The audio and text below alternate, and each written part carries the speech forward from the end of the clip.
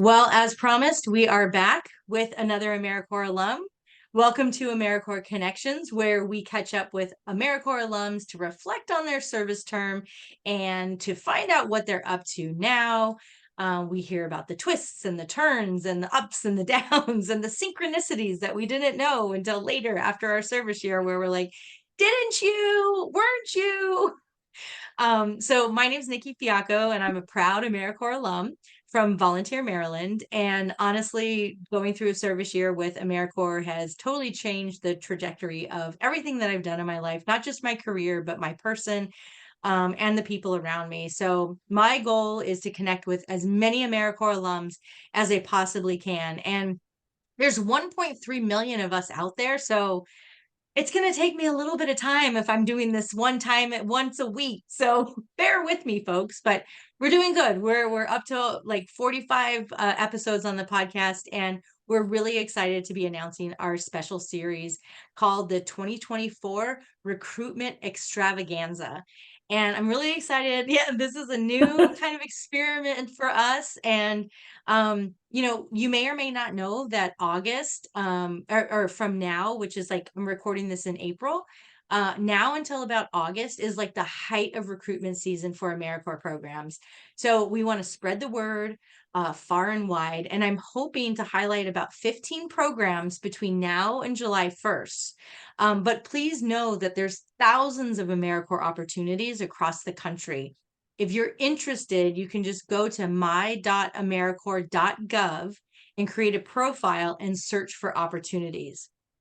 And if you have been listening to this podcast for a while, then you know that programs can move you from one side of the country to the other. So if you're interested in exploring new communities, new people, new experiences, AmeriCorps can help you do that. And you get paid. You don't get paid a lot, but you get paid to do it.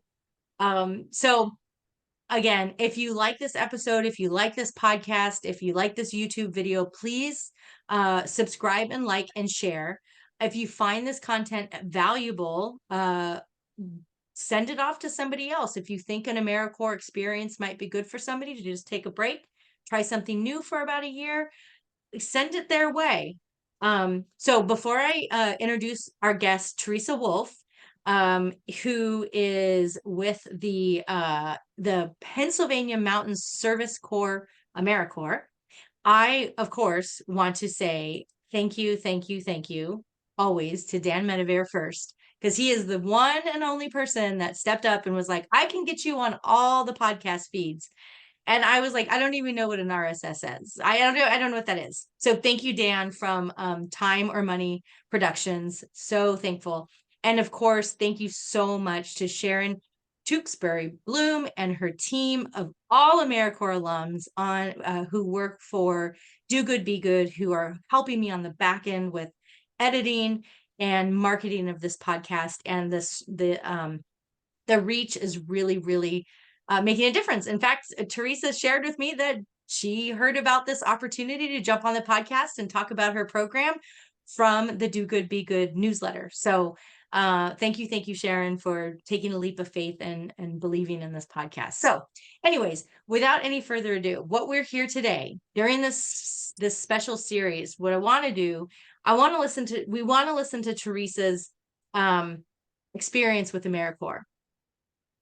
And surprisingly enough, you're with the same program you served with, right? Yeah. So, and you're recruiting new members.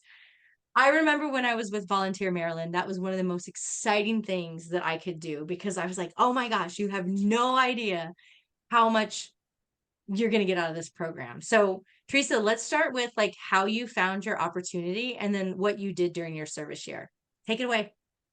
Super. So I served with PMSC in my local school district, actually. So I just was a community member who just really wanted to find great ways to connect with the young people and families in my own community. And my husband and I don't have our own kids, and I wanted to be, a resource, and for the kids in our neighborhood to know that we're a family that loves them. We could be a safe space and support them if they need help or have trouble. And so I thought, what's a way I could do that? And I just happened upon an ad on Indeed for this position in my local school district. And so I reached out to them, and the rest is history. I served at my local elementary school, helping young people who are struggling with literacy or math, pulling them in one-on-one or in small groups. And actually did 3 terms of service, and I just loved it so much. Yeah. And I feel like that investment in my community and what I hope to do, it worked, So like Yeah. the kids in my neighborhood, when they like come trick-or-treating now, they're like, it's Mrs. Wolf.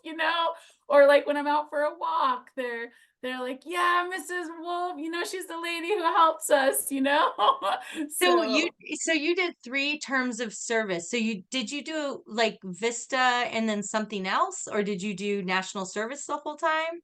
I did national service the whole time. Oh, Yeah. wow. That's so exciting. I love how you said that you just wanted to give back to your community in some way and let them know that, like, we don't have kids, but we love kids. I'm curious. So you mentioned Indeed. Somebody, I think on the last podcast that will probably come out before this, they mentioned that they found their opportunity on Craigslist. I was like, well, you really want to vet those opportunities. So I'm curious. So you were actually on Indeed. Were you searching for AmeriCorps, or were you searching for something different?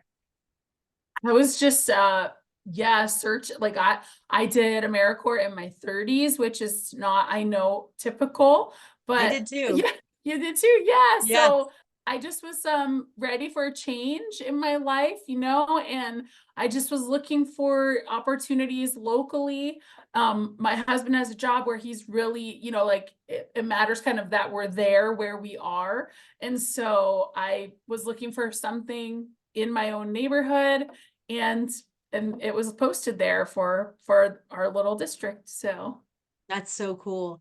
And you had yeah. no idea what you were getting yourself into. Is it I like, No. and I'm gonna jump way all over the place right now. And folks who are listening, if you've ever seen a hotel room, yes, Theresa is in a hotel room, and she is at an America Service Commission conference, which is a massive conference where everybody and anybody who is AmeriCorps attends, right? And I told her I am like dying of like, what's it called? Not being part of it. I don't know what it's called.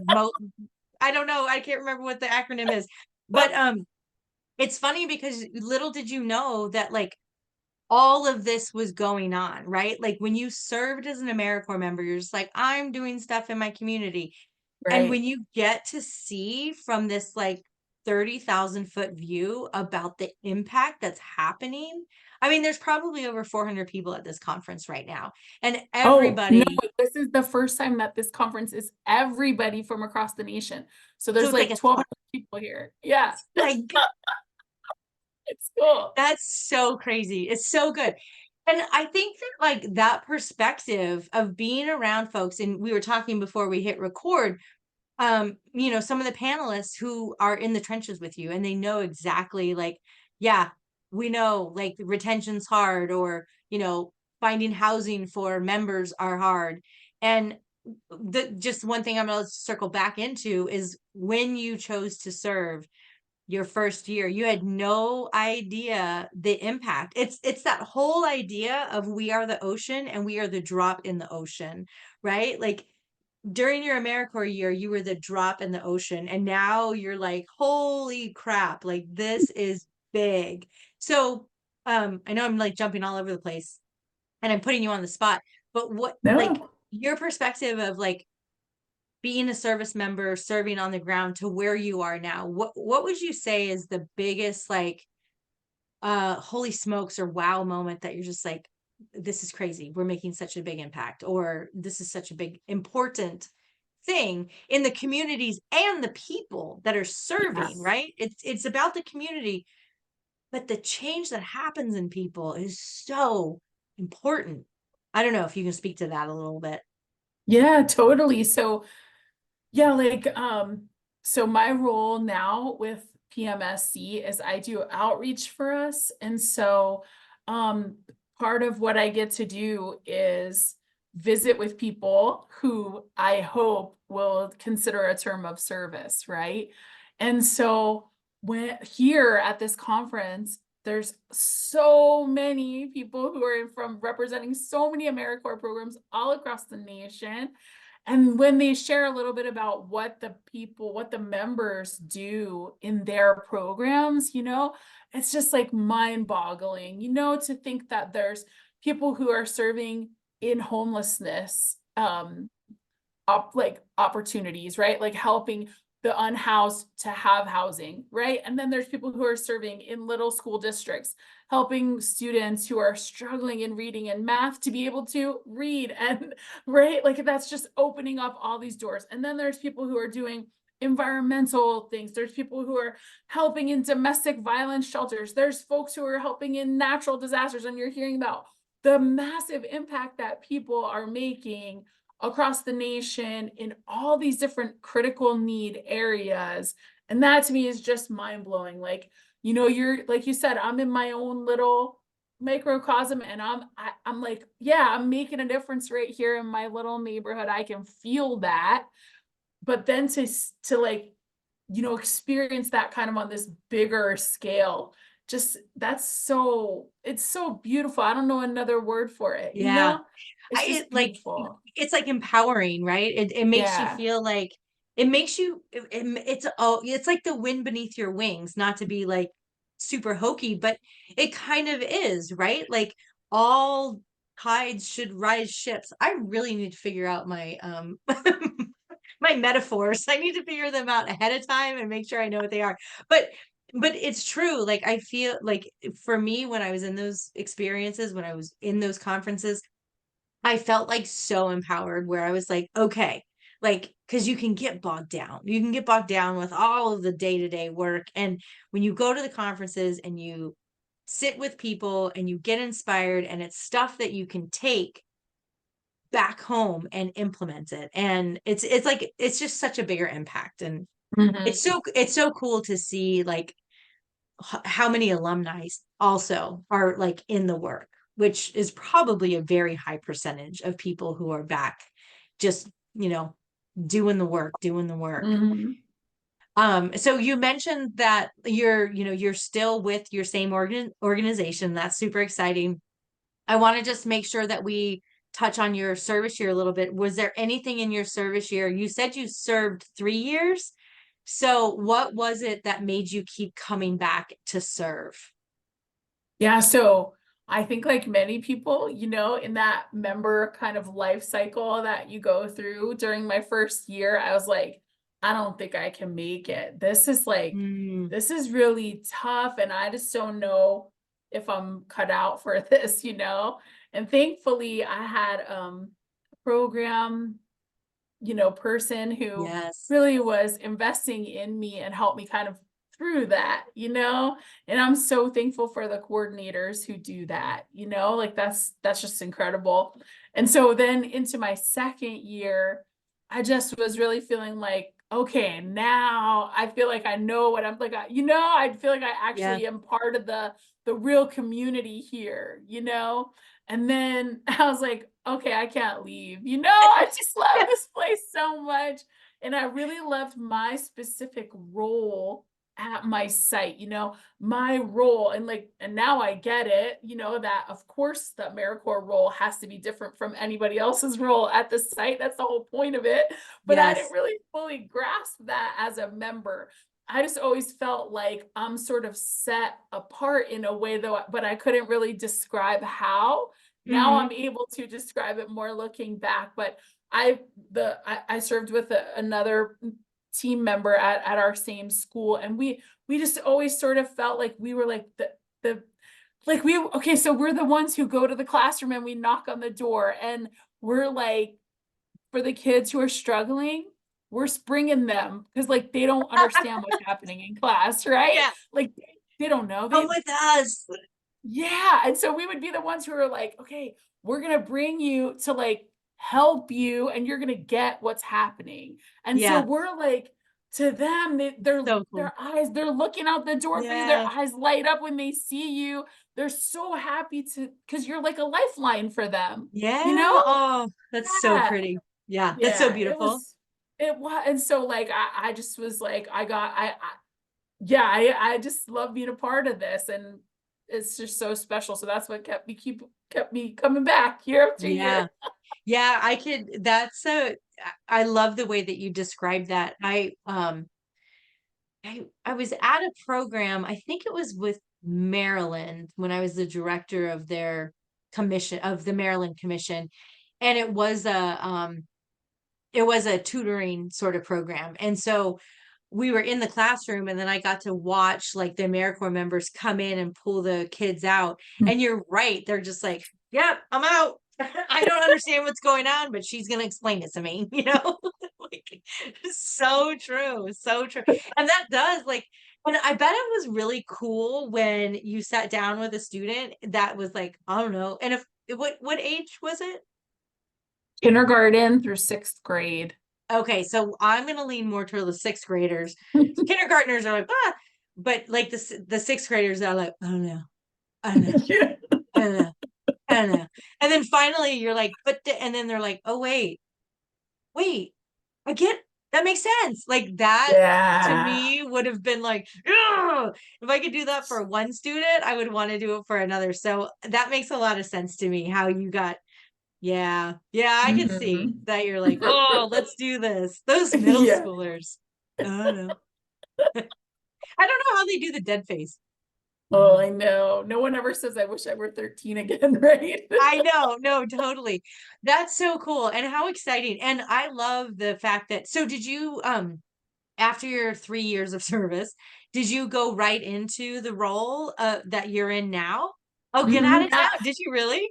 Yeah, the program manager who had been in her role for 25 years. She retired. And so my coordinator, who took care of me during my service, she became the program manager. And then the person who was doing this spot moved into her spot, and then this spot came available. Oh, And so cool. yeah, so I was just like, wow, I never really considered it. And then I considered it. Yeah, that's kind of what I talked about, what I was alluding to in the intro is the synchronicities, right? Like we just happen to be in the spot at the right time with the right experience. Like I remember during my service year looking at the director of Volunteer Maryland being like, I could never do her job. And I had no idea that 6 years later, I was going to be doing her job, and I was like, oh my God. And then I moved into the field and she was my peer. And I'm like, that is weird. You're not my peer. Wow. You're like amazing. Um, but I think those are the synchronicities where we're in our service year and I like to say like a service year is kind of gives us an easy landing, right? We're not in a job to your point of like, um, you have to hold AmeriCorps members a little bit different than employees and staff. Um, so it's not like we're making this massive commitment, like this is my new job. It's like I'm in this service year for a year. And if I get 3 months into it and it's really hard, I've alluded to a plank. Like I can hold a plank for 1 minute, right? Maybe two. And if I know I can finish after 2 minutes, I'm done. And it's going to be hard and I might need to adjust and I might need to. And so like you can get through a service year, barring, I know there's crazy circumstances out there. Those people aren't on my podcast. No, just kidding. I encourage everybody to tell me all of their experiences with AmeriCorps, but it's a finite amount of time. And so for like in your example and kind of in my example, when it was almost like a year-long interview for me with my service site. And after a year, I was like, look, I did all these things for one park. I would like to do that for all of the regional parks. And they were like, well, that makes sense, and I was like, okay. So it's fantastic. So you moved right into the position and tell me about what you're doing now. It's a great kind of transition into what you're up to now. And then maybe we can look at some of the opportunities that are available. Definitely. So I'm outreach coordinator for PMSC. And so my job is, I have a couple different roles here that I do.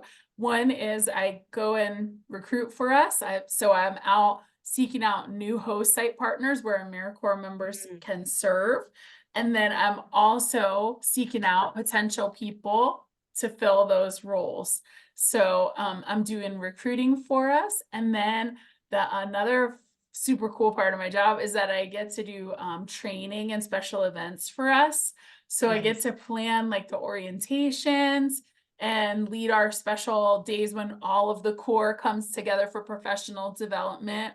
And I really love those. And then a small part of my job is I help with the background clearances and making sure that everybody who applies to serve is eligible to serve in. So I do some paperwork.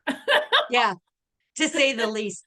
So so would you say that Pennsylvania Mountain Service Corps, AmeriCorps, is kind of like a intermediary where you guys are the program, and then you kind of, and is it all of Pennsylvania? Where are the locations? So we're in southwestern and south central Pennsylvania. So we kind of we just expanded into Allegheny County. So we have a few sites in Pittsburgh, and then most of the rest of our region is very rural. So we're all the way up to State College near Penn State. We have a couple of Penn State sites, and then the mountainous region that is south of there, down in through the Johnstown region, and the mountain region that's like very rural in that southwestern, south central part of this state. Yeah, very familiar. My daughter went to Frostburg, so played in some of those regions, right? I drove through those mountains. I remember driving through those mountains. It was so foggy that I thought like a bear was gonna jump out, and it was terrifying. But don't hold that back from anybody serving in the area. You won't have to drive at night. So Pennsylvania, all over, that was a question, and then there was another question. So would your members be serving as tutors? Is that what the program is? 3 different areas that we focus on of critical need in this region. First is environmental stewardship. So behind Alaska, PA has like the most rivers. So and our rivers are so beautiful. And through the 80s and 90s, there was a lot of work to clean up our rivers into the early 2000s. And so now we're working on, for example, in Cambria County, where I live, our river, when I was a kid, you could never have swam in it and you would not fish in it. And now our Corps is a part of that story of making it fishable and swimmable and kayakable and all of that. And so our folks are doing that, like water quality improvement, land conservation, and now also environmental education. As the story of the rivers continues to improve, we're able to expand into environmental education. And then a second area is called community wellness. So we partner with small nonprofits who are doing any kind of health and wellness outreach. That can be food insecurity, it can be drug and alcohol, it can be mental health, any kind of physical health. It's just runs that whole gamut of health and wellness. And then our third area is where I served, and that's academic engagement, helping young people who are struggling in reading or math, and also some post-COVID now, social and emotional, kind of helping kids to be able to communicate better, regulate themselves, and be healthy in school. I love the 3 different opportunities. How many positions are you looking to fill? So every year we have about 80 to 90 members. Wow. Yeah. And you get to put together like their professional development. Oh, that's so fun. It's pretty cool. Yeah, it's pretty cool. So we have full-time positions, and then we have school year positions. So they would start like in August and run through June. Then we have part-time positions where a person maybe is, because we have some retired people who serve with us. So 55 plus. So they're like, I want to go and do something, but I don't want to serve 40 hours a week. Yeah. So they could serve 20 hours a week at one of our partner sites. And then we have summer positions, which are like usually college kids, or those are 300-hour positions. And then we just started this year a youth corps, and that's so cool to me. So we have 17-year-olds. Most of them are right this year serving in their home school districts. So they're kids who are thinking about maybe being a teacher, and they're serving, helping younger kids. How cool is that, That right? is really cool. They're pouring into the lives of the younger people in their home district. The little kids look up to them so much. It's so And ridiculous. Like, they're getting so much experience. experience. I know. And Oh I my was God, talking sign with me one of them.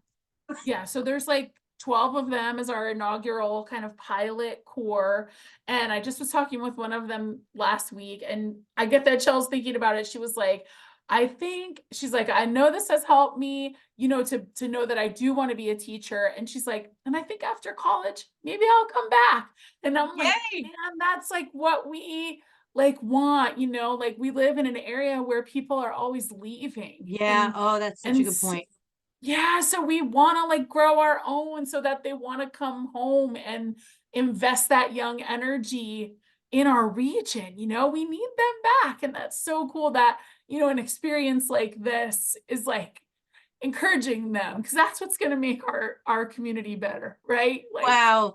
Oh my gosh. Like, this is like, my heart is so filled right now. I'm so excited. So is your program, is it state and national? Is it funded by the yes, Pennsylvania State Service Commission? yes, we're under Okay. the care of PennServe, Penn which is Serve. the Okay. state commission. Yeah. Yeah. Got you. Um, wow, that you have such a robust program, and I love, love, love the different areas that like you're able to have members do, focus on different things. And I think that that actually lends to the experience of the cohort, right? Because if everybody's doing tutoring, then when you have those professional development things, do you have them once a month, or how often do you have them? We have ones where we're all together 3 times a year. 3 times a year. They become like, what about those students? Blah, blah, blah, blah. You know what I mean? It can turn into like a woe is me sort of thing. But if you have people that are coming in with all different experiences, it's more about like, and then I did this. And what's really fun, I don't know if you do any of this, but we started to do this with Volunteer Maryland, where we started to like co-op sort of, like if somebody was working in an environmental thing, somebody that was working in the classroom could take a day and go and hang out with the environmental stuff, and then they were like, this experience, this is so cool, Theresa. Wow, this sounds like a massively dynamic program. So is it for folks that are only in the region, or if somebody's listening to this and they are in New Mexico and they're like, I want to do this, I've never been to Pennsylvania, I want to serve, and I want to, I want to save the rivers. Could they apply for the program? Oh, most definitely. So we don't supply housing, but the living stipend from AmeriCorps, and it's increasing for 24-25, just note for us, Oh, yay. is enough. The cost of living in our region is low, comparatively speaking.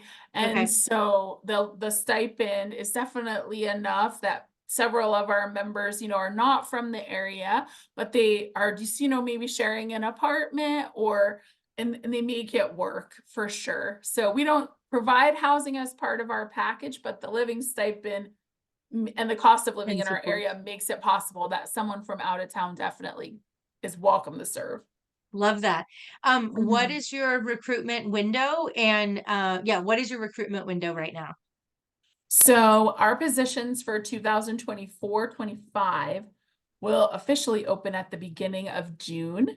Okay. So yeah, but right now we're talking to each other at the end of May, and we have a few small summer positions left. Oh, good. Yeah, so those we're recruiting for right now. We have like just 3 or 4 of them left, which is amazing. And we're so happy that we have so many new members coming on in the next couple weeks for summer terms. That's great. And then our big push for 24-25 will be at the beginning of June. And lots of members will start in August and September. And then we'll continue sort of doing soft recruiting through the fall and into the winter. And then for shorter term positions. And then we'll do a big push again in April for next summer. I love that. I love that. So if you're listening, you said we're recording at the end of May, but we're actually at the end of April. That's okay. Oh, I'm sorry. I'm sorry. No, it's okay. Like what, basically when like, I really feel like when January hits, it's basically August, right? Like, like everything in between, it's like, oh, that's a crocus, that's a tulip, and here we go, there's fall leaves, like everything happens so fast. So if you're listening and you're interested in a summer term, there's very small summer terms available, but maybe get on their social media or their newsletter, and keep track of when those fall positions open. And that's the Pennsylvania Mountain Service Corps AmeriCorps program. Theresa, this has been so wonderful. If people are looking for this program, where do they go? What's the website? Perfect. It's PMSC, so Pennsylvania Mountain Service Corps, PMSC.org.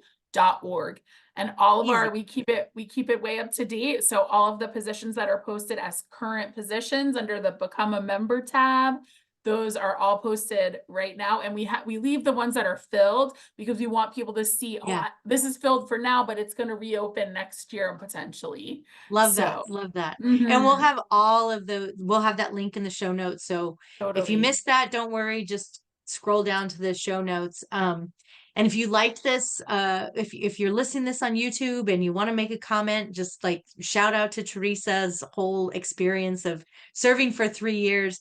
It's apparent as we're having this conversation that she and I both drank the juice of AmeriCorps, because I did serve in my 30s too. And I was like, what is this amazing thing?